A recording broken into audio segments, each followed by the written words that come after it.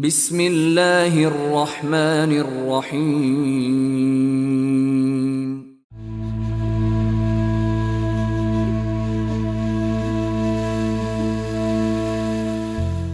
حضرت ام فضل رضی اللہ تعالی عنہا فرماتی ہیں،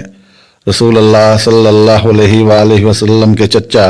حضرت عباس رضی اللہ تعالی عنہ بہت شدید بیمار تھے۔ حضرت عباس رضی اللہ تعالی عنہ نے موت کی تمنا کی تو رسول اللہ صلی اللہ علیہ وآلہ وسلم نے ان سے فرمایا، اے چچا، موت کی تمنا مت کرو، کیونکہ اگر تم نیک ہو تو موت جتنی دیر سے آئے گی آپ کی نیکیوں پر نیکیاں بڑھتی جائیں گی اور یہ آپ کے لیے بہت بہتر ہے، اور اگر تم گناہ گار ہو تو موت جتنی دیر سے آئے گی تمہیں گناہوں کی معافی مانگنے کا اتنا ہی زیادہ موقع مل جائے گا، اس لیے موت کی تمنا مت کرو۔ حضرت معاویہ رضی اللہ تعالی عنہ فرماتے ہیں، رسول اللہ صلی اللہ علیہ وآلہ وسلم نے ارشاد فرمایا، مومن کے جسم میں کوئی تکلیف پہنچے تو اس کے بدلے میں اس کے گناہوں کو معاف کر دیا جاتا ہے۔ حضرت ابو درداء رضی اللہ تعالی عنہ فرماتے ہیں، میں نے رسول اللہ صلی اللہ علیہ وآلہ وسلم کو یہ فرماتے ہوئے سنا کہ اللہ تعالی نے فرمایا، اے عیسیٰ علیہ السلام، میں تمہارے بعد ایک ایسی امت پیدا کرنے والا ہوں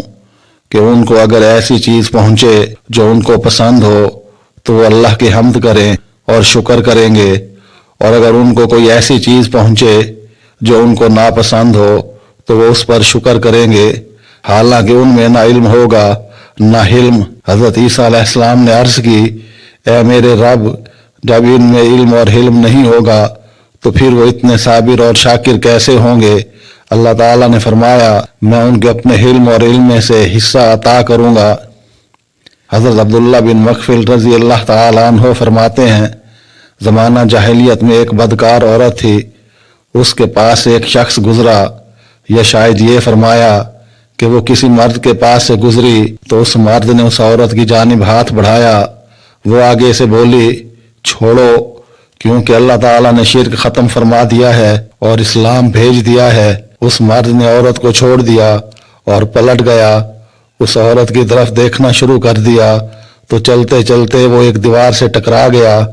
وہ نبی اکرم صلی اللہ علیہ وآلہ وسلم کے پاس آیا اور سارا ماجرا کہہ سنایا۔ آپ صلی اللہ علیہ وآلہ وسلم نے فرمایا، اللہ تعالیٰ تیرے ساتھ بھلائی کا ارادہ رکھتا ہے، کیونکہ جب اللہ تعالیٰ اپنے بندے کے ساتھ بھلائی کا ارادہ فرماتا ہے تو اس کے گناہ کی سزا فوراً دنیا ہی میں دیتا ہے، جس کی وجہ سے قیامت کے دن وہ عذاب سے بچ جائے گا۔ حضرت ابو ہریرہ رضی اللہ تعالی عنہ بیان کرتے ہیں، نبی اکرم صلی اللہ علیہ وآلہ وسلم نے ارشاد فرمایا، کیا میں تم لوگوں کو اہل جنت کے بارے میں نہ بتاؤں؟ لوگوں نے عرض کی، جی ہاں یا رسول اللہ صلی اللہ علیہ وآلہ وسلم۔